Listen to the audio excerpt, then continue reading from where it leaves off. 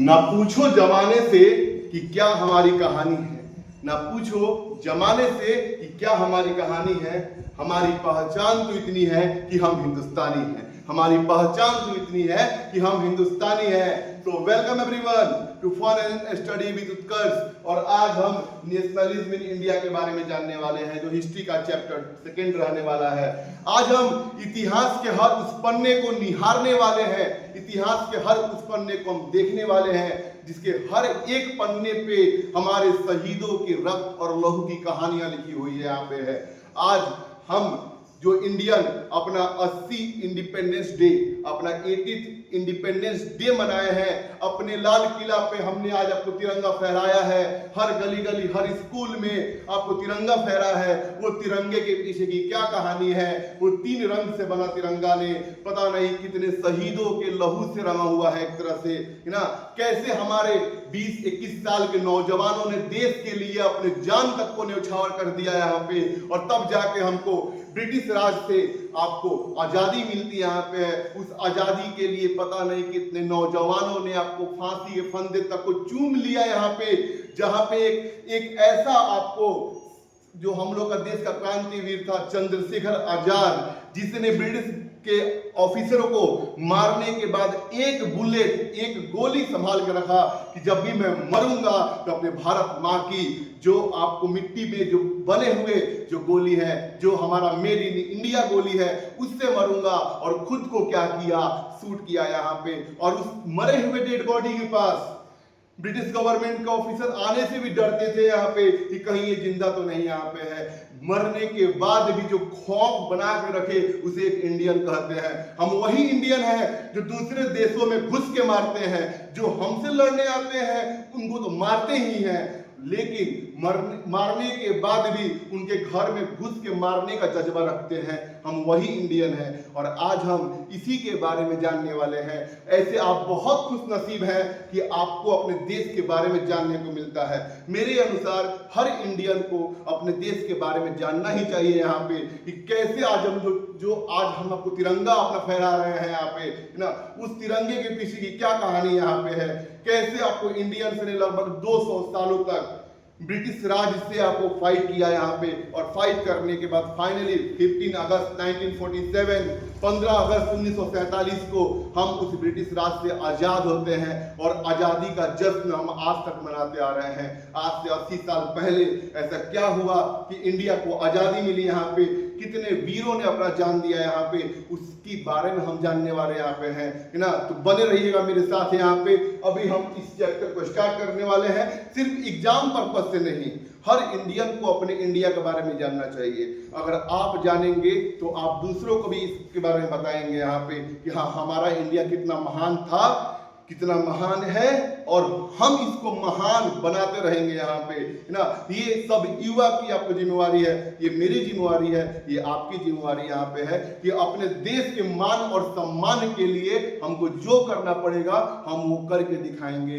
हर इंसान के, हर भारतीय के आपको उस रक्त में आपको देशभक्ति की भावना रहनी ही चाहिए, यहाँ पे नेशनलिज्म की भावना रहनी ही चाहिए, ताकि हमारे देश के ऊपर आंख उठाने वाले हर वो दुश्मन को पहले ये समझ में आना चाहिए, वो पहले 100 बार सोचे, वो 1000 बार सोचे कि हम किससे लड़ने जा रहे हैं। यहाँ पे उस देश से लड़ने जा रहे हैं जो अपने अतिथि को हाथ जोड़ के स्वागत भी करता है, अतिथि देवो भव भी कहता है, और जो दुश्मन हमारे तरफ आंख उठाकर देखता है उसको मिट्टी में मिलाने का भी ताकत रखता है यहाँ पे है ना। तो आज हम इसी के बारे में जानने वाले हैं और बहुत ही डीपली जानने वाले हैं, जो शायद आपको कहीं और देखने को ना मिले। हम उस कहानी को भी जानेंगे यहाँ पे जो शायद हमारे सिलेबस का पार्ट ना हो। लेकिन मेरा मानना यह है कि चैप्टर को सिर्फ पढ़ के एग्जाम देना ही इंपॉर्टेंट नहीं होता है, उसे कुछ सीखने की हमारी क्या होती है, हमारी मतलब उसके लिए हमको क्या करना, जानना चाहिए यहाँ पे कि हाँ क्या था हमारा भारत का इतिहास, कैसे हम इतने आगे बढ़े यहाँ पे हैं और कैसे बढ़ते रहेंगे, और इसमें आपका कंट्रीब्यूशन क्या है यहाँ पे है। और जैसे अभी हम आगे बढ़ रहे हैं तो हमको आगे बढ़ने के लिए जो आपको किए हैं, हमको मोटिवेट किए हैं, वो हमारे जो आपको इंडिया के लिए जो जान दे दिए, हम उनके बारे में जानेंगे यहाँ पे कि कैसे वो जान दिए और क्या इंडिपेंडेंस का जो मतलब है अभी तक हम वो समझ पाए हैं कि नहीं समझ पाए हैं, इसके बारे में भी थोड़ा हम आपको डिस्कस करेंगे यहाँ पे। तो चलिए शुरू करते हैं फन एंड स्टडी विद उत्कर्ष के साथ नेशनलिज्म इन इंडिया। जय हिंद, जय भारत, भारत माता की जय, इनकलाब जिंदाबाद।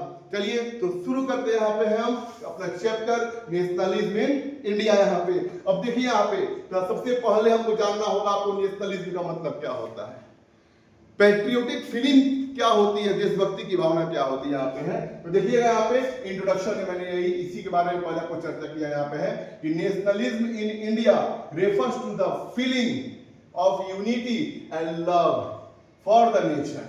यानी आपको नेशनलिज्म इन इंडिया जो चैप्टर का नाम ही है, इसका मतलब क्या है, तो एक ऐसा फीलिंग जो हमको एकता, हमारे अंदर जो इंडियंस है उनको यूनाइट करने का काम करता है, हमारे कंट्री के लिए जो हमारा लव है, जो हमारा प्यार है, उस प्यार को दर्शाता यहाँ पे है। और सभी इंडियंस के अंदर वो आपको जो आपको यूनिटी है उसको डेवलप करता है, ताकि आपको हर इंडियन ब्रिटिश गवर्नमेंट के अगेंस्ट में फाइट करके अपने देश को क्या करे, अपने भारत माता को क्या करे, उस जंजीर से आजाद करे, जो जंजीर लगभग 200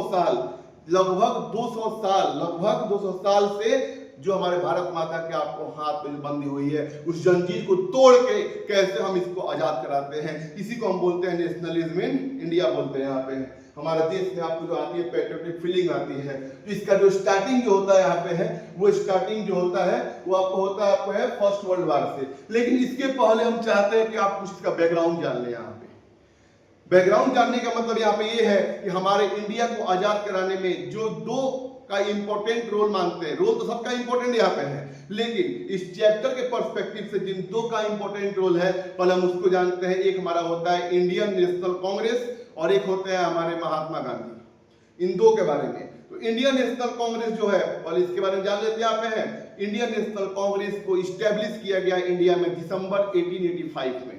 दिसंबर 1885 में बॉम्बे में इसको इस्टेब्लिश किया गया, और जिसके द्वारा इस्टेब्लिश किया गया वो एक होते हैं आईसीएस अधिकारी। आईसीएस यानी आपको इंडियन सिविल सर्विस के जो आपको होते हैं अधिकारी होते हैं यहाँ पे हैं, उनके द्वारा नाम था उनका A.O. Hume, Allan Octavian Hume. Full name होता है एलन ऑक्टेवियन ह्यूम, ऐसे हम जानते हैं A.O. ह्यूम के नाम से, शॉर्ट फॉर्म में बोलते हैं A.O. ह्यूम। अब फुल नेम उनका होता है एलन ऑक्टेवियन ह्यूम होते हैं, है ना। जो क्या करते हैं बॉम्बे में क्या करते हैं, आपको इंडियन नेशनल कांग्रेस को क्या करते हैं, इस्टेब्लिश करते हैं यहाँ पे है ना। पहले इसका जो था प्लेस था वो था पूना के अंदर, पहले इसको इस्टेब्लिश कर रहा था पूना में, ये भी महाराष्ट्र में ही आता अभी के टाइम में पूना। लेकिन पूना में उस समय फैलता है प्लेग बीमारी, एक तरह का होता है बीमारी होता है प्लेग, इपिडेमिक होता है, ये फैलता है। जिसके बाद आपको प्लेस को शिफ्ट किया गया और लेके आया गया बॉम्बे, और बॉम्बे में क्या किया गया, इंडियन नेशनल कांग्रेस को आपको इस्टेब्लिश किया गया यहाँ पे। जो उस समय इंडिया के होते हैं गवर्नर जनरल, वो होते हैं आपको लॉर्ड डफरिन, महान डफर इंसान, एक ऐसा इंसान जिसने क्या किया, आईएनसी को इस्टेब्लिश करवाया A.O. ह्यूम के जरिए यहाँ पे। और इसको इस्टेब्लिश करने का जो मेन पर्पस था कि इंडिया के अंदर जितने भी इंडियंस हैं, जो भी उनके होंगे प्रॉब्लम्स होंगे, जो भी उनकी समस्याएं होंगी, वो ब्रिटिश गवर्नमेंट के पास डायरेक्ट जाकर ना बोलकर वो आईएनसी पार्टी से बोले, और आईएनसी पार्टी क्या करेगी, आपको इंडियन नेशनल कांग्रेस पार्टी उनके डिमांड्स को, उनके बातों को ब्रिटिश गवर्नमेंट तक बस पहुंचाने का काम करेगी। इसीलिए A.O. ह्यूम ने क्या किया, इंडिया में आईएनसी पार्टी को इस्टेब्लिश किया लॉर्ड डफरिन के कहने पे यहाँ पे।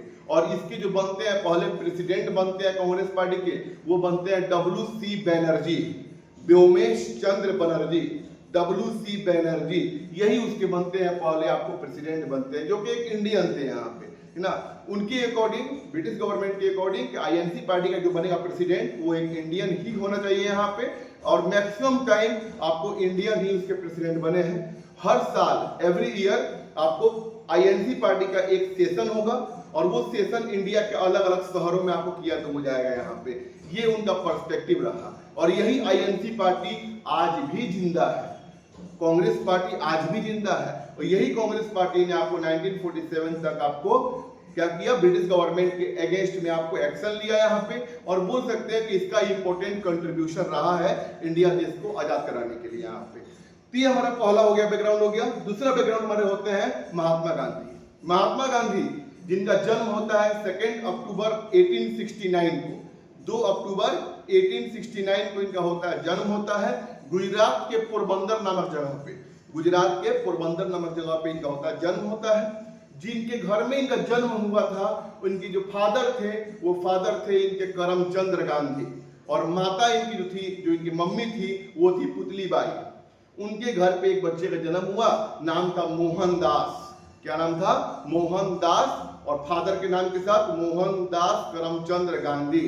शॉर्ट फॉर्म में बोलते हैं MK गांधी, शॉर्ट फॉर्म में बोलते हैं MK गांधी बोलते हैं इनको है। और इनका जन्म होता है 2 अक्टूबर 1869 को, आपको पोरबंदर में इनके, और जन्म 1869 में हुआ है, और 1882 में इनका क्या होता है? शादी होता है। जब ये 13 इयर्स के थे, उस समय बाल विवाह आपको इंडिया में लीगल था, तो 1882 में आपको होता है, आपको क्या होता है हमारा यहाँ पे इंडिया में, मतलब उनका आपको मोहनदास करमचंद्र गांधी का होता है शादी होता है। जिनसे उनका शादी हुआ उनका नाम था कस्तूरबा गांधी। क्या नाम था? कस्तूरबा गांधी। माता का नाम पुतली बाई और वाइफ का नाम कस्तूरबा गांधी। महात्मा गांधी के 4 बच्चे हुए, और 4 बच्चे जो थे आपको उसमें है ना, उन 4 बच्चे मतलब जो हुए थे उनके नाम थे हरिलाल, मणिलाल, रामदास, देवदास। हरिलाल, मणिलाल, रामदास, देवदास। महात्मा गांधी के 4 बच्चे थे। महात्मा गांधी अपने स्टडी करने के लिए आपको जाते हैं कहाँ पे? लंदन, और लंदन में जाकर वो पढ़ते हैं बैरिस्ट्री का पढ़ाई। बैरिस्ट्री का मतलब होता है वकील, एक तरह से जो कोर्ट में जाकर केस फाइट करते हैं उनको हम बोलते हैं बैरिस्टर बोलते हैं। क्योंकि उस समय इंडिया में जिस समय महात्मा गांधी पढ़ने गए थे, उस समय इंडिया में जो आपको सबसे जो था, आपको क्या बोलते हैं, हाई क्लास एजुकेशन था, वो था हमारा आपको बैरिस्ट्री का पढ़ाई था। उस समय डॉक्टर का, इंजीनियर्स का कोई पोस्ट पहले था ही नहीं यहाँ पे, इसीलिए जो उस समय होता है आपको है हाईएस्ट एजुकेशन, वो आपको बैरिस्ट्री था यहाँ पे। और उसी बैरिस्ट्री की पढ़ाई करने के लिए महात्मा गांधी जाते हैं लंदन 1888 में। 1888 में महात्मा गांधी कहाँ चले गए? पढ़ने लंदन, बैरिस्ट्री की पढ़ाई करने।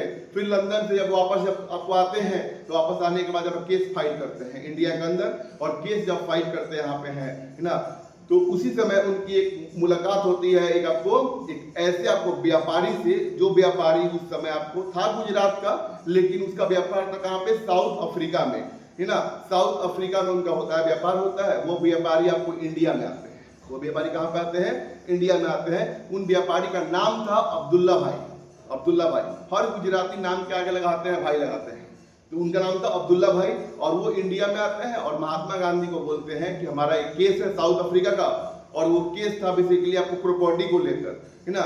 एक्चुअली हुआ क्या था कि जो अब्दुल्ला भाई थे, उनके भाइयों के बीच में होता है, आपको जो होता है उनका प्रॉपर्टी होता है, उसके लेके होता है डिस्प्यूट होता है, टेंशन बनता है। और उसी टेंशन के बाद आपको जब वो केस करते हैं आपको साउथ अफ्रीका के अंदर, तो जो आपका जज होता है, वो जज होता है एक आपको ब्रिटिश अधिकारी होता है।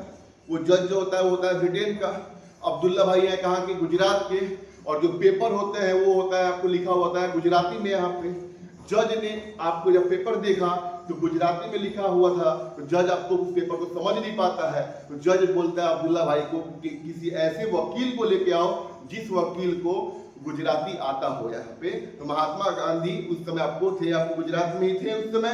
अब्दुल्ला भाई जब आते हैं गुजरात, जब आते हैं तो मिलते हैं महात्मा गांधी से, जो एक वकील भी थे और एक आपको गुजराती भी थे, जिनको गुजराती पढ़ने और लिखने की समझ थी यहाँ पे। और महात्मा गांधी को लेके जाते हैं अफ्रीका, और फिर महात्मा गांधी का एक नया सफर होता है आपको कहाँ का? अफ्रीका का यहाँ पे। और वो चले गए अफ्रीका में, आपको किस तरह चले गए।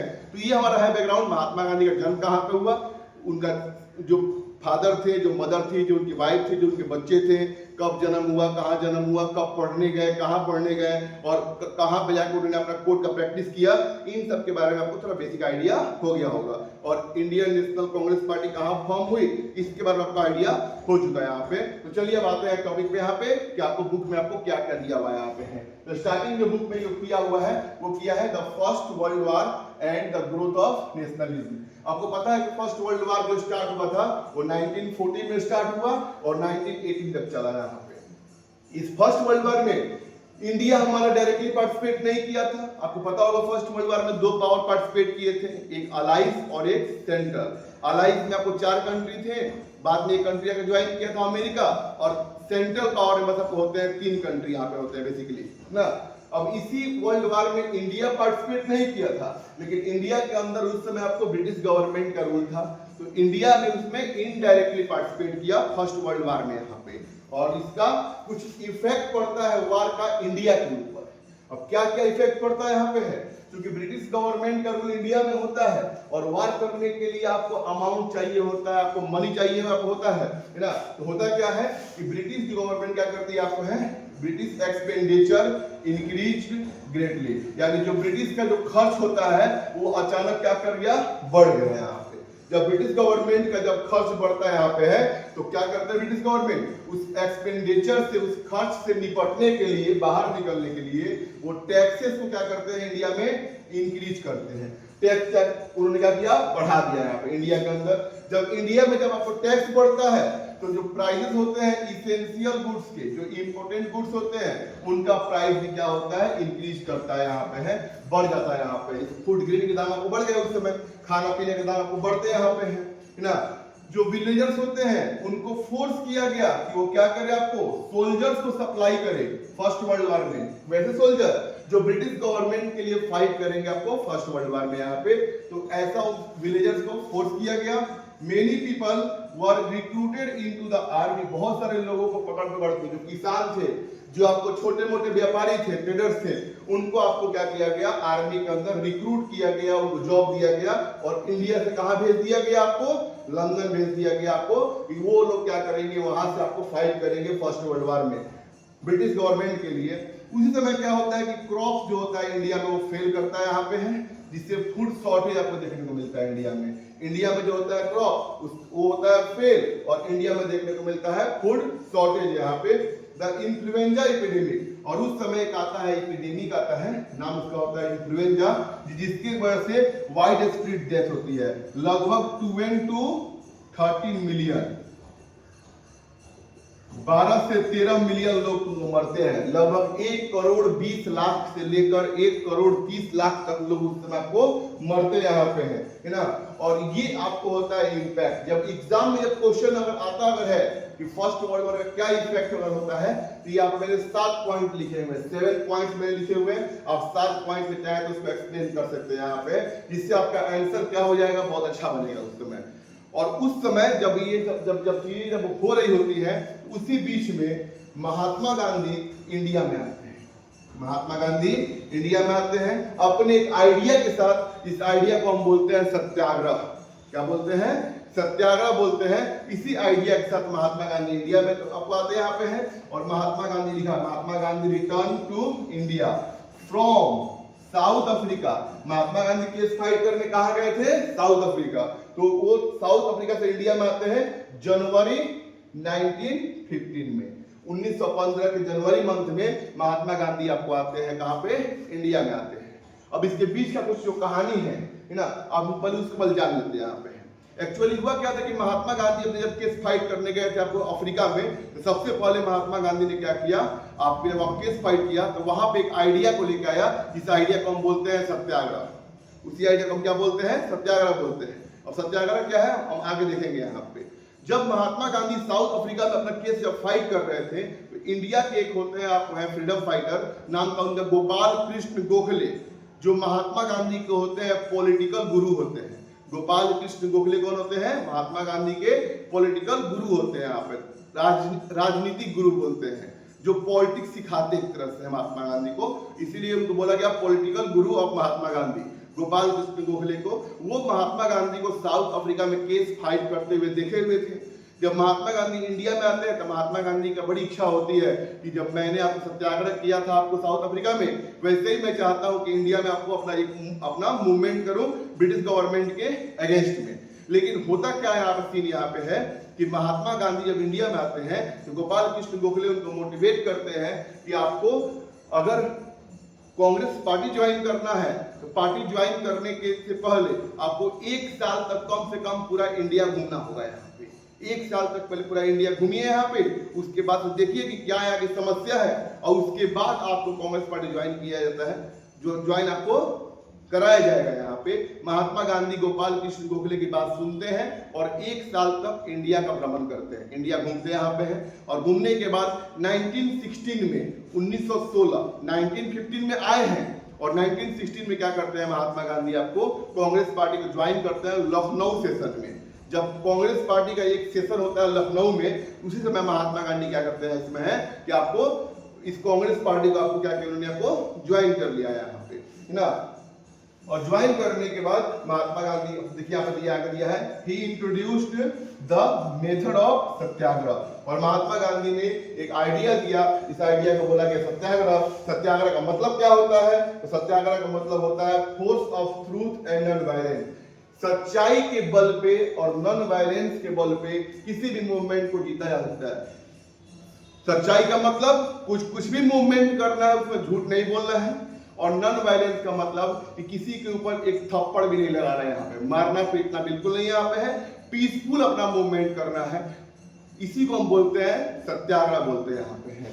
जब महात्मा गांधी आपको सत्याग्रह जब आपको का जो आइडिया जो लेके आए थे, और जब वो कांग्रेस पार्टी जब ज्वाइन कर रहे थे, तो उस समय बिहार का एक पर्सन होता है, नाम होता है राजकुमार शुक्ला। बिहार में एक पर्सन होते हैं, किसान होते हैं चंपारण के। चंपारण मतलब बिहार का एक जगह है चंपारण, वेस्ट चंपारण, ईस्ट चंपारण। उस समय आपको वेस्ट और ईस्ट में डिवाइड नहीं था, होल टुगेदर इसको बोला गया चंपारण बोला गया। बिहार का एक बहुत बड़ा जिला था चंपारण उस समय, है ना। उस जिला में के एक होते हैं, किसान होते हैं, नाम उनका होता है राजकुमार शुक्ला। और वो राजकुमार शुक्ला जो बिहार के चंपारण के अंदर जो इंडिगो की खेती होती थी, जो नील की खेती होती थी, उसके विरोध करने के लिए, उसके लिए मूवमेंट करने के लिए वो पहुंचते हैं लखनऊ। और लखनऊ पहुंचने के बाद वो महात्मा गांधी को यानी मोहनदास करमचंद गांधी को जाके सब बात को समझाते यहाँ पे हैं कि देखिए बिहार में आपको इंडिगो का खेती हो रहा है ना, और उसके लिए हम तो मूवमेंट कर रहे हैं यहाँ पे है। महात्मा गांधी उस समय आपको राजकुमार शुक्ला की बात नहीं माने, और वो क्या किए, कांग्रेस पार्टी ज्वाइन करने के बाद चले गए अपने आश्रम में, जो उनका आश्रम था गुजरात के साबरमती में। साबरमती आश्रम बोलते हैं यहाँ पे है ना। साबरमती आश्रम में चले गए राजकुमार शुक्ला, उनके पीछे पीछे कहाँ पहुंच जाते हैं, आपको साबरमती आश्रम। और महात्मा गांधी से बहुत रिक्वेस्ट किया कि आपको मेरे साथ मूवमेंट करना है, भारत के जो किसान हैं उनका आपको सपोर्ट करना है यहाँ पे है। और उसके बाद फिर महात्मा गांधी का मूवमेंट का दौर शुरू होता है, और महात्मा गांधी बहुत बार आपको अपना मूवमेंट आपको करते भी यहाँ पे है। तो देखिए यहाँ पर लिखा गया है अर्ली सत्याग्रह मूवमेंट। अर्ली यानी स्टार्टिंग में जो महात्मा गांधी के द्वारा जो आपको सत्याग्रह मूवमेंट किया गया था, वो मूवमेंट कौन कौन थे, तो पहला में हमारा आता है चंपारण सत्याग्रह 1917। चंपारण सत्याग्रह 1917 का कहता है मूवमेंट। अब ये मूवमेंट होता कहाँ पे है, तो चंपारण बिहार में। कहाँ पे होता है, चंपारण बिहार में। और इंडिगो प्लांटर्स, किसके लिए मूवमेंट किया गया था, इंडिगो प्लांटर्स के लिए। उस समय सिस्टम क्या था कि जो आपको चंपारण का एरिया होता है, उस समय आपको जो भी आपको थे उस समय यहाँ के जो किसान थे उनके ऊपर लगाया गया एक सिस्टम लगाया गया, जिस सिस्टम को हम बोलते हैं 3 कठिया सिस्टम। क्या बोलते हैं, 3 कठिया सिस्टम। यानी जो भी आपको फार्मर होंगे, जिनके पास जितना भी लैंड हो, उस लैंड को आपको क्या करना है, 3 भाग में बांटना है, और एक भाग में आपको क्या करना है, खेती करना है। एक भाग में जो खेती करना है वो खेती करना है इंडिगो का। अब इंडिगो एक ऐसा क्रॉप होता है जो क्रॉप आपको लगाने के बाद जो हमारी सॉइल की होती है, फर्टिलिटी होती है, जो हमारी जो मिट्टी जो उपजाऊ मिट्टी होती है, वो हमारा जो हमारी फर्टाइल जो सॉइल है वो क्या हो जाएगी, आपको डिफर्टाइल हो जाएगी, यहाँ पे अनुपजाऊ मिट्टी हो जाएगी, जिसमें खेती करना आपको पॉसिबल नहीं आपको होगा, है ना। और यही सिस्टम इंडिया में आपको था, कहाँ पे, चंपारण में था यहाँ पे। यही सिस्टम को फॉलो करते करते आपको एक टाइम ऐसा आएगा कि किसान की जितनी भी जमीन है वो सभी जमीन क्या हो जाएगी, डिफर्टाइल हो जाएगी। यहाँ पे बेसिकली 3 कठिया सिस्टम को इंडिया में आपको चंपारण में आपको लेके आया गया था, और इसी 3 कठिया सिस्टम के अगेंस्ट में महात्मा गांधी ने क्या किया, अपना मूवमेंट किया, चंपारण सत्याग्रह किया। यहाँ पे जब महात्मा गांधी चंपारण सत्याग्रह करने यहाँ पे आते हैं, यहाँ पे चंपारण के अंदर यहाँ पे, तो क्या करते हैं, गांधी जी ने क्या किया, पीजेंट्स का सपोर्ट किया। जो पीजेंट्स होते हैं उनका सपोर्ट किया है ना। किसके अगेंस्ट में? तो अगेंस्ट में जो था आपको यहाँ पे आपको ऑपरेसिव सिस्टम के अगेंस्ट में, और यही ऑपरेसिव सिस्टम को हम बोलते हैं तीन कठिया सिस्टम, है ना। इसी के अगेंस्ट में आपको मूवमेंट किया और मूवमेंट हमारा होता है सक्सेसफुल। एक्चुअली हुआ क्या था कि जब महात्मा गांधी अपना मूवमेंट करने पे आए थे तो सबसे पहले पहुंचते हैं चंपारण में, आपको पहुंचते यहाँ पे हैं मोतिहारी में। मोतिहारी का आज का नाम है आपको बापू धाम मोतिहारी बोलते हैं।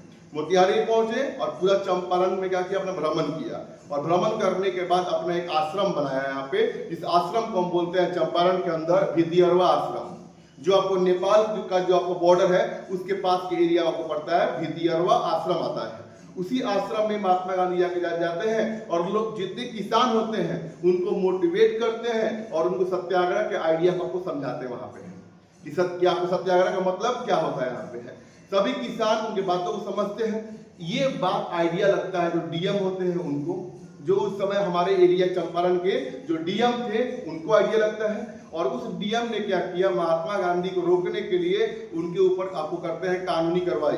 लेकिन महात्मा गांधी आपको क्या थे, एक बैरिस्टर थे, एक वकील थे, उनको आइडिया था। तो महात्मा गांधी क्या करते हैं, उनसे बात करते हैं, और बात करने के बाद आपको सिस्टम क्या होता है कि डीएम ने उनको अलाउ कर दिया कि आप अपना पीसफुल मूवमेंट कर सकते हैं। यहाँ पे महात्मा गांधी ने वो मूवमेंट किया और फाइनली ब्रिटिश गवर्नमेंट यहाँ पे झुकती यहाँ पे है, और झुकने के बाद आपको क्या होता है कि हमारा मूवमेंट क्या होता है, सक्सेसफुल होता है 1917 में। एक पहला ऐसा इंसान इंडिया के अंदर जो आता है और बिना आपको वायलेंस किए, बिना हिंसा किए अपना एक मूवमेंट करता है, और वो मूवमेंट क्या होता है, जीत जाता है। यहाँ पे है ये आप अपने आप में एक बहुत बड़ा मिरेकल था, है ना। एक बहुत बड़ा बात था यहाँ पे कि कोई इंसान बिना आपको हथियार उठाए, बिना किसी को एक थप्पड़ मारे अपना मूवमेंट किया, और उस मूवमेंट को क्या किया, बहुत ही आसानी से आपको जीत लिया यहाँ पे with the support of Champaran farmer. जो यहाँ किसान होते हैं उन्होंने सपोर्ट किया, सत्याग्रह का आइडिया को उन्होंने अपनाया, कुछ भी झूठ नहीं बोला, कुछ भी वायलेंस नहीं किया, और मूवमेंट को क्या किया, तुमको जीत लिया यहाँ पे। और पहला जीत होने के बाद महात्मा गांधी की जो होती है पॉपुलैरिटी वो आपको और बढ़ती है। यहाँ पे लोग उनके बारे में जानना शुरू करते हैं यहाँ पे है, और वही जानते जानते खबर फैलती है कहाँ पे है, खेड़ा। खेड़ा एक जगह का नाम है गुजरात का, जो वहाँ का डिस्ट्रिक्ट है, यहाँ पे वहाँ का जिला है गुजरात में, नाम बोलते हैं खेड़ा डिस्ट्रिक्ट। तो वहां पे आपको वहां से आता है महात्मा गांधी को बुलावा आता है, कॉल आता है ना, और महात्मा गांधी आपको कहाँ पहुंच जाते हैं, खेड़ा पहुंचते हैं यहाँ पे है। अब एनसीईआरटी में आपको जो दिया होगा खेड़ा मूवमेंट, खेड़ा का में आपको जो मूवमेंट हुआ जो उसका दिया होगा, ईयर दिया होगा, वो ईयर दिया होगा 1917 अगर दिया होगा तो उसको काट दीजिएगा 1917 को और 1918 लिखिएगा। वहां पे मैंने लिखा है खेड़ा सत्याग्रह 1918, है ना। अगर आपको डाउट अगर है कि नहीं एनसीईआरटी में 1917 दिया है तो मैंने 1918 क्यों लिखा है, तो आपके पास भी मोबाइल फोन है, आप चाहे तो जितना बार चाहे उतना बार उसको क्या कीजिए, आपको सर्च कीजिए, आपको जहां भी डेट देखने को मिलेगा, जहां भी ईयर देखने को मिलेगा 1918 ही देखने को मिलेगा। अगर बोर्ड में अगर क्वेश्चन भी अगर आता है तो आप गलत लिख के नहीं आइएगा, 1918 ही लिख के आइएगा, खेड़ा मूवमेंट इन 1918। अब खेड़ा में होता क्या है, यहाँ पे है खेड़ा में आपको क्रॉप जो होते हैं वो हमारे होते हैं फेल्ड होते हैं। खेड़ा कहाँ पे आता है, तो गुजरात में आता है। यहाँ पे क्या करता है, हमारा क्रॉप फेल करता है, और क्रॉप फेल होने के बावजूद भी आपको ब्रिटिश गवर्नमेंट क्या करती है, उनके ऊपर टैक्स तो लगाती है यहाँ पे, और टैक्स को क्या करती है यहाँ पे इंक्रीज भी कर देती है। टैक्स को क्या किया, एक तो पहला बात तो हमारा जो क्रॉप है वो फेल कर गया है। ऐसे ही आपको फार्मर आपको टैक्स देने के लिए आपको केपेबल नहीं है यहाँ पे, है ना। लेकिन उसके बाद भी आपको ब्रिटिश गवर्नमेंट ने क्या किया, आपको टैक्स को बढ़ा दिया। जब टैक्स को बढ़ाती है तो वहां के किसान आपको भड़क उठते हैं, और भड़कने के बाद वो क्या करते हैं, आप है महात्मा गांधी को बुलाते हैं। महात्मा गांधी ने सारा बात आपको सुना, जाना, देखा, और जानने के बाद महात्मा गांधी बोलते हैं कि हम अपना क्या करेंगे, खेड़ा सत्याग्रह करेंगे, खेड़ा मूवमेंट करेंगे ऑन द बेसिस ऑफ सत्याग्रह, यानी ट्रूथ और नॉन वायलेंस के बेस पर। जैसे चंपारण में आपको अपना मूवमेंट किए थे, उसी आपको बेस पर हम क्या करेंगे, खेड़ा में महात्मा गांधी आपको मूवमेंट करते हैं। उस समय के जो होते हैं पीजेंट्स होते हैं, वो लोग पे आपको रेवेन्यू देने के लिए आपको अनेबल थे, यानी वो रेवेन्यू आपको पे आपको नहीं कर सकते थे। यहाँ पे महात्मा गांधी ने क्या किया, वहां पे मूवमेंट किया, और मूवमेंट करने के बाद ब्रिटिश गवर्नमेंट उनकी बात समझता है यहाँ पे, और महात्मा गांधी को बुलाता है डिस्कस करने के लिए। महात्मा गांधी जाते हैं, आपको वहां पर बनाया गया आपको खेड़ा समिति बनाया गया, एक तरह से एक ग्रुप बनाया गया जिसमें आपको डिस्कस किया जाएगा कि आपको क्या करना है। यहाँ पे ब्रिटिश गवर्नमेंट का आपको टैक्स लेना चाहिए कि नहीं लेना चाहिए। महात्मा गांधी वहाँ पे आपको बात करते हैं और बात करने के बाद महात्मा गांधी ने टैक्स में क्या किया, कुछ आपको छूट दिलवाया। मैं सभी टैक्स माफ नहीं होता है, कुछ बस आपको छूट दिया गया वहां पे, और वो छूट दिया गया वो दिया गया 20% का, 20% का आपको मिलता है, छूट मिलता है। कहाँ पे? तो खेड़ा के अंदर। यहाँ पे महात्मा गांधी जैसे ही छूट दिलवाते हैं, महात्मा गांधी बाहर आते हैं, उस आपको जो हुआ था, जो आपको वहाँ पे असेंबली जो था उससे बाहर निकल के आते हैं, और बाहर निकल के आते हैं, बोलो किसान यूनियन जिंदाबाद, किसान यूनियन जिंदाबाद। जो किसान थे उन्होंने लगाया, नारा लगाया किसान यूनियन जिंदाबाद, किसान यूनियन जिंदाबाद। 20% का छूट लेके आया हूँ, बोलो महात्मा गांधी जिंदाबाद, है ना।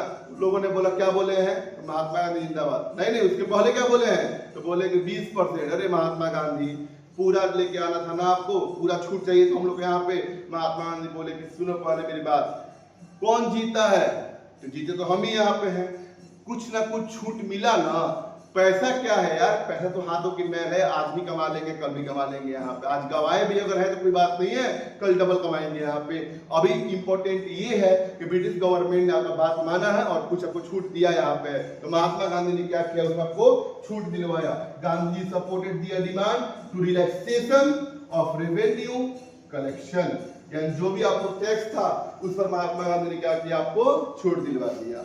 और छूट मिलने के बाद आपको किसान थोड़ा बहुत खुश हुए यहाँ पे। उसके बाद 1918 में जो खेड़ा मूवमेंट हुआ था, जस्ट उसके बाद 1918 में ही अहमदाबाद मिल स्ट्राइक होता है। अहमदाबाद में आपको होता है मिल स्ट्राइक। अब इसका कुछ कहानी है और मुझे लगता है कि आपको उस कहानी को जानना चाहिए। अहमदाबाद जो मिल स्ट्राइक होता है, वो जो आपको उस समय के इंडस्ट्रियलिस्ट थे उनके द्वारा आप मतलब कि आपको क्या किया गया था, कुछ आपको मैटर हुआ था। और वो मैटर था क्या, तो अहमदाबाद में आपको एक होते आपको है, आपको इंडस्ट्रियलिस्ट होते हैं, है ना। उनके जो इंडस्ट्रियलिस्ट होते हैं उस समय आपको था कि आपको अहमदाबाद में जितने भी लोग आपको फैक्ट्री में काम करते हैं, है ना, जितने भी लोग आपको फैक्ट्री में काम करते हैं यहाँ पे हैं, उन फैक्ट्री में था क्या यहाँ पे कि आपको जो टैक्स, जो आपको अमाउंट मिलता था, जो उनका सैलरी था, उस सैलरी जो मान लीजिए अगर है, अगर 100 रुपीज सैलरी अगर है, उनकी सैलरी अगर 100 रुपीज अगर यहाँ पे है, तो जो आपको कंपनी के ऑनर थे यहाँ पे, जो कंपनी के आपको होते हैं ऑनर थे यहाँ पे, उन्होंने बोला कि जब भी आपको एपिडेमिक आएगा, क्या आएगा, एपिडेमिक, यानी जब कोई बीमारी आएगा तो कंपनी के जो वर्कर्स होंगे उनको 20 रुपीज या 20% आपको एक्स्ट्रा अमाउंट दिया जाएगा। अगर 100 का 20% बोलेंगे तो 20 रुपीज आ पाएगा, यानी उनको एक्स्ट्रा पैसा मिलेगा जब तक एपिडेमिक रहेगा तब तक, जब तक एपिडेमिक रहेगा तब तक। जो इंडस्ट्रियलिस्ट थे उनका नाम था अंबालाल साराभाई। अंबालाल साराभाई, अंबालाल साराभाई वही है विक्रम साराभाई के फादर है। विक्रम साराभाई कौन थे, विक्रम साराभाई इंडिया के एक बहुत बड़े साइंटिस्ट थे। उनके जो फादर थे अंबालाल साराभाई, है ना, ये अंबालाल साराभाई का फैक्ट्री में क्या हुआ, आपको मूवमेंट हुआ था, वही हुआ मिल स्ट्राइक हुआ यहाँ पे। तो अंबालाल साराभाई ने बोला कि 100 रुपया आपका सैलरी है, जब भी एपिडेमिक आएगा तो आपको उसका 20% आपको एक्स्ट्रा मिलेगा यहाँ पे। वर्कर्स बड़ी खुश थे, चलो भाई 20 रुपया एक्स्ट्रा मिल रहा है। 20 रुपया मिलने का मतलब उस समय का 20 रुपया, अभी के टाइम में कई हजार हो जाएंगे, है ना, उस समय का 20 रुपया मिल रहा था यहाँ पे। लेकिन कब तक मिलेगा, जब तक आपको एपिडेमिक रहेगा। लेकिन जब एपिडेमिक खत्म हो जाएगा, जो आपका जो एक्चुअल जो सैलरी है 100 रुपया, आपको वही दिया जाएगा यहाँ पे। जब जैसे ही एपिडेमिक खत्म होता है यहाँ पे, तो वर्कर्स को मिलने लगता है फिर आपको 100 रुपीज। ये 20 रुपया मिलने के बाद जो सैलरी बना था 120, इसको फिर आपको डिक्रीज करके कितना कर दिया गया, 100 कर दिया गया। जब एपिडेमिक हमारा होता है खत्म, जिससे वर्कर्स क्या होते हैं, गुस्सा होते हैं, और इसी गुस्से में वर्कर्स ने क्या किया, वहां पे मिल स्ट्राइक कर दिया कि हम आपको आपका काम नहीं करेंगे यहाँ पे, ठीक है। यहाँ पे उन्होंने क्या कर दिया, आपको मिल स्ट्राइक किया यहाँ पे। और मिल स्ट्राइक होने के बाद वहां पे महात्मा गांधी भी थे। वहां पे महात्मा गांधी क्या किए थे, इस मूवमेंट को आपको सपोर्ट किए थे। कॉटन मिल वर्कर्स के लिए आपको महात्मा गांधी ने आपको सपोर्ट किया, तो मैं लिखा भी यहाँ पे है। और इसके लिए महात्मा गांधी आपको क्या करते हैं, फास्टिंग करते हैं यहाँ पे, यानी आपको अपना भूख हड़ताल करते हैं यहाँ पे, ताकि वो क्या करे, आपको कॉटन मिल वर्कर्स के मूवमेंट को आपको सपोर्ट कर सके। अब समझिएगा यहाँ पे अम्बालाल जो साराभाई होते हैं ये वही पर्सन थे जो महात्मा गांधी की जो साबरमती आश्रम है उसको बनवाने में आपको अपना इंपॉर्टेंट रोल प्ले किया, यानी पैसा दिया था। इनके ही आपको पैसे से आपको क्या बना हुआ है, आपको साबरमती आश्रम को बनाया गया था यहाँ पे, है ना। और उस आश्रम में महात्मा गांधी रहते थे और महात्मा गांधी डेली शाम में बैठेंगे वहां पे और बैठने के बाद अपना भजन गाएंगे, रघुपति राघव राजा राम, पतित पावन सीताराम, ईश्वर अल्लाह तेरे नाम सबको सन्मति दे भगवान, ये आपको भजन गाते थे। और इस भजन को ज्वाइन करने के लिए अम्बालाल साराभाई की जो बहन थी, जो सिस्टर थी अनुसुईया बेन, ये भी क्या करती थी, आपको जाती थी यहाँ पे। और इनके ही फैक्ट्री में हुआ था, आपका स्ट्राइक हुआ था, जिस स्ट्राइक को महात्मा गांधी सपोर्ट कर रहे थे। अनुसुईया बेन पहुंच गई महात्मा गांधी के पास में, है ना, उसी आश्रम में, और जाके बोली। अनुसुईया बेन जो थी वो महात्मा गांधी को अपना मुंह बोला भाई मानती थी यहाँ पे, आपको किसको, महात्मा गांधी को। और अनुसुईया बेन के जो भाई थे वो कौन थे, अम्बालाल साराभाई थे, यानी फैक्ट्री का ओनर की बहन महात्मा गांधी को अपना भाई मानती है। और महात्मा गांधी किसके अगेंस्ट में मूवमेंट कर रहे हैं, अम्बालाल साराभाई के अगेंस्ट में। अनुसुईया बेन जाके मिलती है किससे, आपको महात्मा गांधी से, और बोलती है कि भाई क्यों बैठे हो भूख हड़ताल पे। वो सारा बात समझाते हैं यहाँ पे कि देखो भाई बात हमारा नहीं मान रहा है यहाँ पे, और जब भाई जब बात हमारे जगह पर नहीं मान रहा है यहाँ पे, इसीलिए अब क्या कर रहे हैं, मूवमेंट कर रहे हैं। अनुसुईया बेन बोली ठीक है, तुम्हारे मूवमेंट में हम भी सपोर्ट करेंगे। और इसी सपोर्ट करने के लिए अनुसुईया बेन आती है घर पे, अम्बालाल साराभाई बैठे हुए थे। अनुसुईया बेन बोलती है हम खाना नहीं खाएंगे। अम्बालाल साराभाई को टेंशन हुआ, अरे भाई क्या हो गया बहन को, यहाँ पे पूछे कि अरे क्या हुआ बताओ तो सही। अनुसुईया बेन बोलती है कि मेरा एक भाई भूखा रहेगा तो ये बहन कैसे खाना खा लेगी यहाँ पे। अम्बालाल साराभाई सिर पकड़ लिया, अरे दादा क्या हो गया यहाँ पे, है ना। अम्बालाल साराभाई बोले ठीक है हम जाके बात करते हैं आपको मोहनदास से यहाँ पे, है ना। तो अम्बालाल साराभाई ने क्या किया, महात्मा गांधी साहब मिलते हैं वहां पे हैं, और मिलने के बाद बोलते हैं कि चलो कोई बात नहीं है, तुम्हारा डिमांड क्या है बताओ। महात्मा गांधी बोलते हैं कि आपको जो आप ये पैसा जो आप कम करके दे रहे हैं, आपने 20 रुपए जो एक्स्ट्रा दिया, जो आपको होते हैं फार्म जो होते हैं आपको मिल वर्कर्स होते हैं, वो क्या किए हैं, इसी पैसे के अकॉर्डिंग अपने आप को एडजस्ट कर लिए हैं। उनका घर का जो फाइनेंशियल कंडीशन होता है वो 120 के अकॉर्डिंग सेट हो चुका है। अब आप अचानक पैसा कम कीजिएगा तो कैसे काम चलेगा, है ना। तो आपको पूरा रुपया देना पड़ेगा यहाँ पे, जो भी आपका अमाउंट है वो अमाउंट आपको देना पड़ेगा यहाँ पे, है ना। महात्मा जो अम्बालाल साराभाई बोलते हैं कि हम पूरा रुपया तो नहीं देंगे, एक काम करते हैं, जितना अमाउंट मैंने आपको बढ़ाया था, यानी 20 रुपए जो बढ़ाया था, इसका 20% हम दे देंगे यहाँ पे। महात्मा गांधी बोलते हैं कि अरे यार अभी तो मैं मूवमेंट करके आया हूँ खेड़ा से, और खेड़ा में मैंने 20% का आपको छूट दिलवाया था यहाँ पे, दोबारा उतना ही लूंगा 20%, तो फिर लोग हमको क्या बोलेंगे, पहले 20% ले चुका था इसलिए अब 20% मैं नहीं लूंगा, कुछ और बढ़ाओ। तो महात्मा गांधी की बात को समझने के बाद इसको 20% को हटाकर किया गया 35%, लगभग 35%। अब 20 रुपया का 35% होगा, आपको लगभग 7 रुपया होगा, लगभग 7 रुपया होगा। 100 रुपया सैलरी था, इसमें क्या किया गया, जोड़ दिया गया 7 रुपया, है ना। आपको ये कितना हो गया, 107 रुपया हो गया, यानी 35% आपको लेके निकल गया वहां से।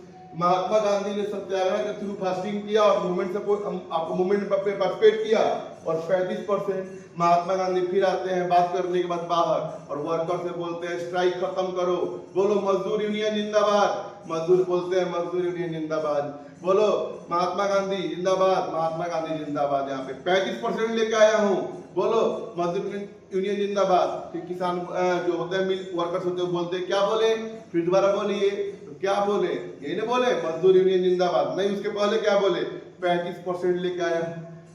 फिर आपको होता क्या, वर्कर्स बोलते हैं अरे यार पूरा 20% लेके आना था, तो जो 20 रुपया था पूरा उसको लेके आना था यहाँ पे, आप इसका लेके आते हैं मात्र 7 रुपया। महात्मा गांधी बोले कि कौन जीता, फिर लोगों ने बोला जीत तो हम ही गए यहाँ पे, तो फिर क्या, पैसा आज गया कल दोबारा आएगा, पैसा क्या है, हाथों की मैले यहाँ पे है। फिर लोगों को मोटिवेट किया और फाइनली क्या किया, अहमदाबाद मीर स्ट्राइक जो होता है, अहमदाबाद सत्याग्रह, उसको भी जीत लिया। पहला ऐसा इंसान जो आपको लाठी लेकर धोती पहन के बाहर निकलता है और बिना आपको झूठ बोले, बिना आपको वायलेंस किए 3 मूवमेंट किया और 3 मूवमेंट क्या किया, जीत लिया हो। ये हमारे थे महात्मा गांधी। है ना, कौन थे? महात्मा गांधी थे यहाँ पे। जब ये 3 मूवमेंट लगातार जीत गए तो टेंशन किसको होगा?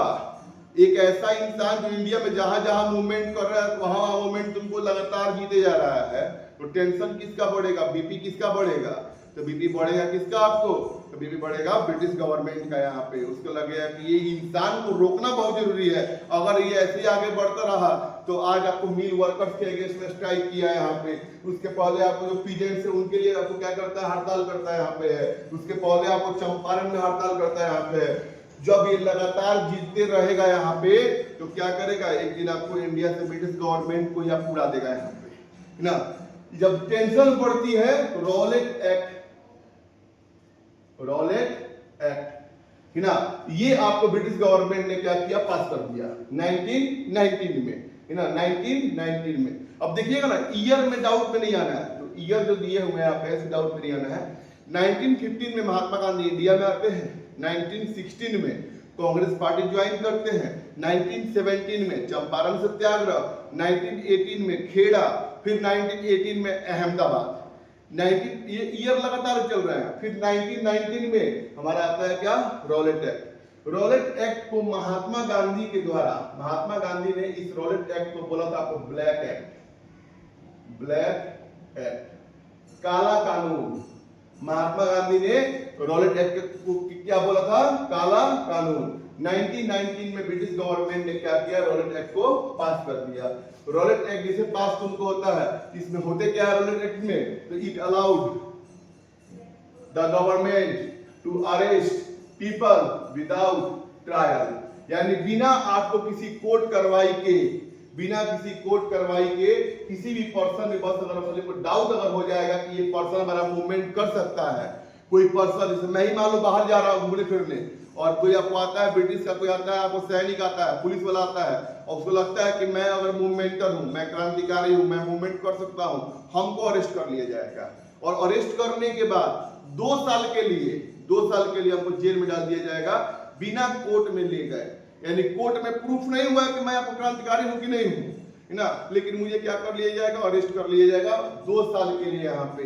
इस कानून को, रॉलेट एक्ट को बोलते हैं ना दलील, ना अपील, ना वकील।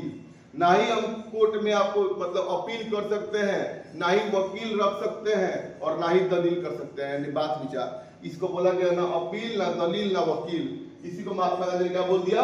Black act. जितनी भी पॉलिटिकल एक्टिविटीज होंगे सबको सप्रेस किया जाएगा इस एक्ट के थ्रू। यहाँ पे कोई आपको गवर्नमेंट के अगेंस्ट में कुछ नहीं बोल पाएगा यहाँ पे, है ना। People could be imprisoned without proper proceedings, यानी बिना कोई आपको लिखा पढ़ी के, कोई आपको लिखा पढ़ी नहीं होगा, आपको अरेस्ट किया गया और डायरेक्ट कहाँ डाल दिया जाएगा? आपको जेल में डाल दिया जाएगा यहाँ पे, है ना, बिना कुछ किए। महात्मा गांधी को लगता है कि अरे ये तो बहुत गलत बात यहाँ पे है। महात्मा गांधी ने बोला ब्लैक एक्ट है, ये काला कानून है इंडिया के लिए यहाँ पे, और इस कानून को कोई भी इंडियन एक्सेप्ट नहीं करेगा यहाँ पे, है ना। और महात्मा गांधी इसका अपोज करते हैं इस लॉ का और लॉन्च करते हैं नेशन वाइड हड़ताल ऑन 6 अप्रैल 1919 को। महात्मा गांधी बोला कि हम अपना सत्याग्रह करेंगे, रॉलेट सत्याग्रह करेंगे 6 अप्रैल 1919 को, और इस ब्रिटिश गवर्नमेंट को घुटने के बल लेके आप आएंगे। लेकिन ऐसा होता नहीं है भाई, है ना, ऐसा होता नहीं है।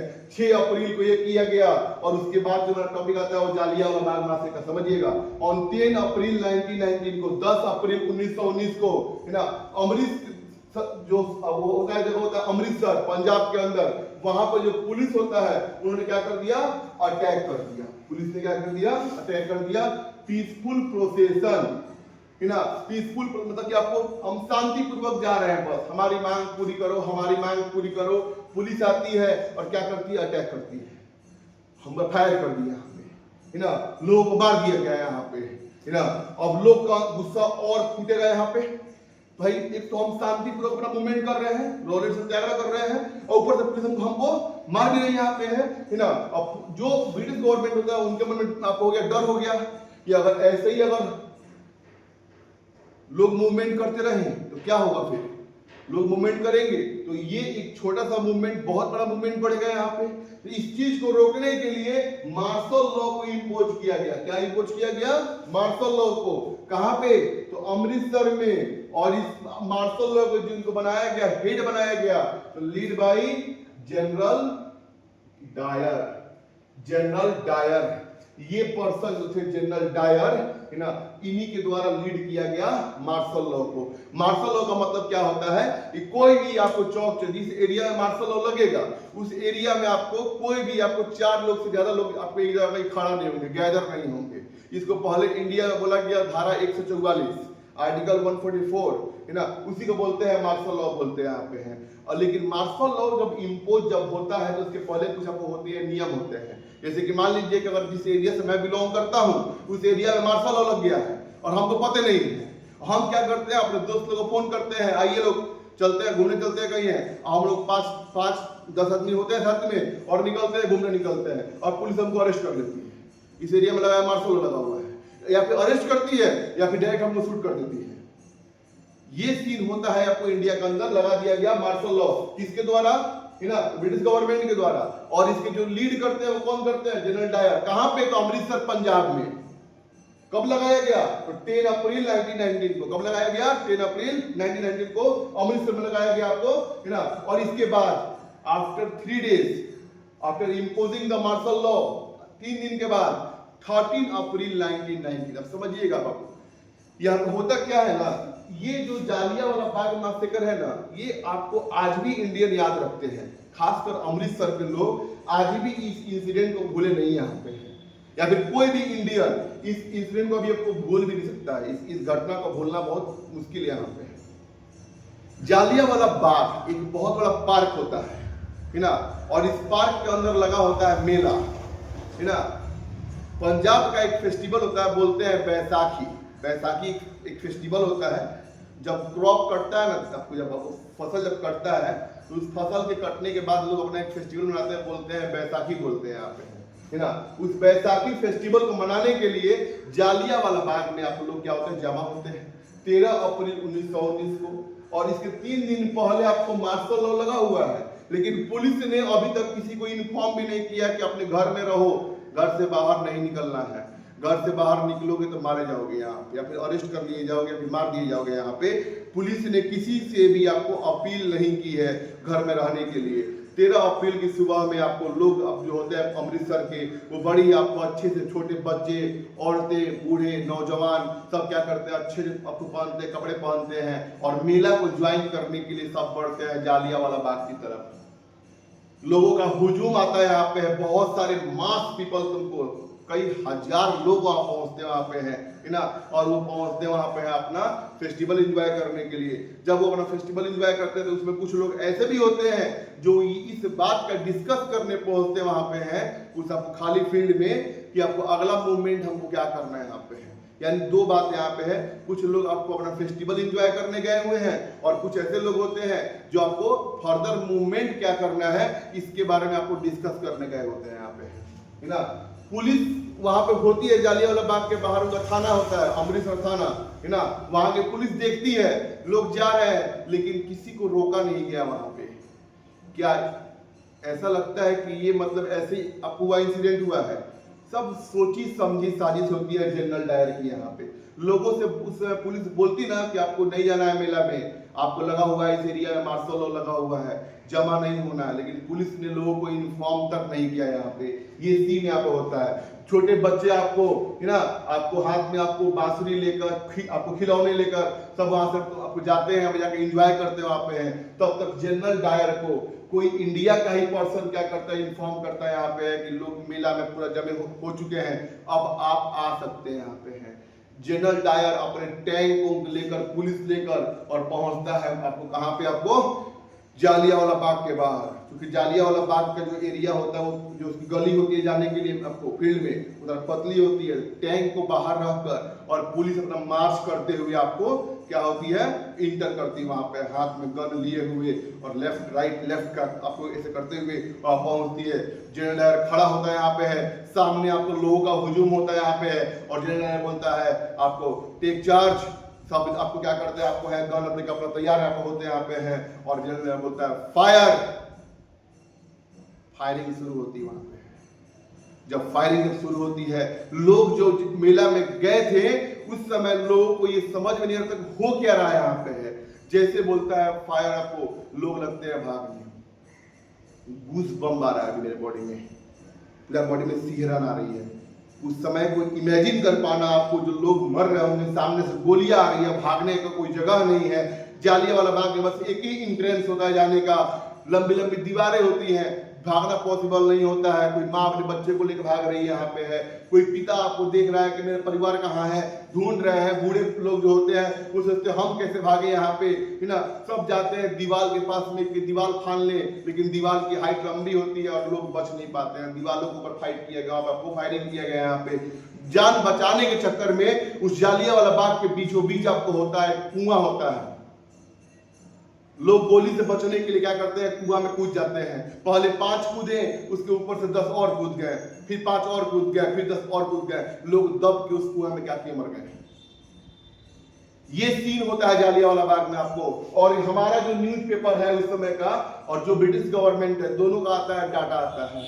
गवर्नमेंट के अकॉर्डिंग, जो गवर्नमेंट देता है यहाँ पे है, जो ये फायरिंग किया गया है, गवर्नमेंट के अकॉर्डिंग आपको hundreds of people were died, मात्र कुछ 100 लोग मरे थे उस समय। आपको यहाँ पर लिखा गया hundreds of people were killed and many were injured, ये बात बोला गया। लेकिन मीडिया के according thousands of people were dead, कई हजार लोग मरे थे। और मीडिया ने बताया कि लगभग नंबर था आपको 10,000 से आपको ज्यादा लोग थे, लेकिन गवर्नमेंट के अकॉर्डिंग कुछ 100 लोग बस मरे यहाँ पे हुए हैं। जालियांवाला बाग में लोग मरते हैं यहाँ पे, लोग का गुस्सा फिर फूटता वहां पे है, अरे यार कैसे मार देंगे ये लोग बिना इंफॉर्मेशन के, है ना, कैसे मार देंगे यहाँ पे। लोगों का गुस्सा बढ़ता है। ब्रिटिश गवर्नमेंट क्या करती है, उस अपना आर्मी भेजती है वहां पे, जनरल डायर उसको लीड करता है। और जितने भी होते हैं सत्याग्रही होते हैं, उनको फोर्स किया गया सलाम करने के लिए। कोई ब्रिटिश का अगर अधिकारी अगर आएगा, कोई पुलिस वाला आएगा, तो उसको क्या करना है, आपको है सलाम करना है। यहाँ पे डू सलाम साहिब, रब दियर नोज, उनको फोर्स किया गया कि अपने नाक रगड़ो जमीन के ऊपर। उनको घुटने के बल उनको बैठाया गया वहां पे और सलाम करने के लिए बोला गया उस समय। ये कंडीशन होता है उस समय पूरे इंडिया में। यहाँ पे महात्मा गांधी को लगता है कि अब यहाँ पे क्या हो गया, वायलेंस हो गया। जो मैंने रोलेट सत्याग्रह स्टार्ट किया था, अब वो आपको सत्याग्रह हमारा क्या हो जाएगा, फेल हो जाएगा यहाँ पे, है ना। महात्मा गांधी ने क्या किया, उस मूवमेंट को रोकने के लिए 18 अप्रैल 1919 को गांधी जी ने क्या किया, रोलेट सत्याग्रह को विड्रॉ कर लिया, वापस ले लिया कि हमको मूवमेंट अभी नहीं करना है ना। ये कंडीशन होता है। जालियांवाला बाग में जो भी आपको हुआ, आज के टाइम में भी वहां के मिट्टी में जाकर देखिएगा तो आपको शहीदों की आवाज सुनने को मिलेगी। अगर आप फील कर सकते हैं कि उस समय कैसे कैसे लोग मरे थे उस समय, है ना, तो कभी जाइए घूमने अमृतसर। जब भी जाइएगा अमृतसर तो जालियांवाला बाग जरूर जाइएगा और जाके देखिएगा वहां पे। ये आज भी आपको बुलेट के निशान आपको दीवारों पर देखने को मिल जाएंगे। ये कंडीशन उस समय आपको होता है यहाँ पे। महात्मा गांधी उस समय बहुत ही निराश हो गए। जो भी कुछ इंडियंस थे, है ना, जिनको ब्रिटिश गवर्नमेंट के द्वारा जो सम्मान दिया गया था, उस सम्मान को लोगों ने क्या किया, वापस करना शुरू किया। जैसे नाइटहुड की जो होती है, वो एक टाइटल दिया गया था रविंद्रनाथ टैगोर को, वो नाइटहुड की उपाधि को क्या करते हैं, लौटा देते हैं। यानी जो ब्रिटिश गवर्नमेंट ने जो सम्मान दिया था, उस सम्मान को लोगों ने वापस किया कि अरे यार ये वही ब्रिटिश गवर्नमेंट है जो इंडियंस को मारती है और इसका सम्मान लेके हम क्या करेंगे। ये कंडीशन होता है इंडिया के अंदर यहाँ पे, है ना। तब तक आपको क्या होता है, उस समय तक फर्स्ट वर्ल्ड वार का हमारा एंड हो चुका था। 1918 में हमारा फर्स्ट वर्ल्ड वार एंड हो चुका था। और फर्स्ट वर्ल्ड वार में एक आपको जो था, आपको कंट्री था उस समय का किंगडम, ओटोमन इंपायर, है ना, वो उसमें हार गया था। ओटोमन इंपायर जब हारता है तो उस समय आपको ब्रिटिश गवर्नमेंट क्या करती है, ओटोमन इंपायर से क्या ट्रीटी साइन करती है, एक संधि करती है, एक एग्रीमेंट करती है। ओटोमन इंपायर जो तुमको था उस समय, वो मुस्लिमों का बहुत बड़ा एरिया था। और जो उस समय आपको मुस्लिम के जो होते हैं इस्लामिक गुरु, इस्लामिक हेड, उनको बोला गया कैलिफ। क्या बोला गया, कैलिफ बोला गया। खलीफा बोलते हैं, हिंदी में बोलते हैं। Islamic spiritual head was called caliph, उसको बोला गया, कैलिफ बोला गया, या सुल्तान बोल सकते हैं वहां पे, या फिर खलीफा बोलते हैं, हिंदी में बोलते हैं यहाँ पे, वो थे। और इसमें आपको जो ये जो खलीफा के अगेंस्ट में जो ट्रीटी साइन किया गया था, उसमें ऐसा बात बोला गया जिससे जितने भी मुस्लिम होते हैं पूरे वर्ल्ड में, उनको लगता है कि हमारे इस्लामिक गुरु का अपमान किया गया है, उनको नीचा दिखाया गया है यहाँ पे। ऐसा तुमको हुआ। इसीलिए जो इंडिया के मुस्लिम होते यहाँ पे हैं, वो इंडिया के मुस्लिम को लगता है कि हमारे कैलिफ है उनके साथ आपको नाइंसाफी हुई है और उस नाइंसाफी का बदला आपको हम लेके रहेंगे। लेकिन इंडियन मुस्लिम फाइट करने ब्रिटेन नहीं जा सकते थे, इसीलिए उन्होंने क्या किया, आपको इंडिया के जो ब्रिटिश होते हैं उनके अगेंस्ट में आपको मूवमेंट करने के बारे में उन्होंने सोचना शुरू किया और सोचते सोचते खिलाफत कमेटी को फॉर्म किया गया। कब किया गया? तो मार्च 1919 में खिलाफत कमेटी को फॉर्म किया गया। और इस कमेटी को जो फॉर्म किए तो दो भाई होते हैं अली ब्रदर्स, एक में होते हैं मोहम्मद अली और एक में होते हैं शौकत अली। इसको इन्होंने क्या किया? फॉर्म किया। खिलाफत, खलीफा के लिए खिलाफत कमेटी बनाया गया। इंडिया के अंदर दो भाइयों ने मिलकर बॉम्बे में अली ब्रदर्स, मोहम्मद अली, शौकत अली 1919 मार्च 1919 में ये कमेटी बनाया गया था, है ना। जो फर्स्ट वर्ल्ड वॉर में आपको जो कैलिफ होते हैं, जो खलीफा होते हैं यहाँ पे, है ना, उनके लिए मूवमेंट करना शुरू किया गया, उनके लिए कमेटी बनाया गया। लेकिन दोनों भाइयों को आइडिया था कि बिना आपको स्ट्रॉन्गेस्ट लीडर के मूवमेंट में पार्टिसिपेट करना बेवकूफी होगी यहाँ पे। तो जब तक आपको हमको किसी का सपोर्ट नहीं मिलेगा हम मूवमेंट आपको नहीं कर सकते हैं।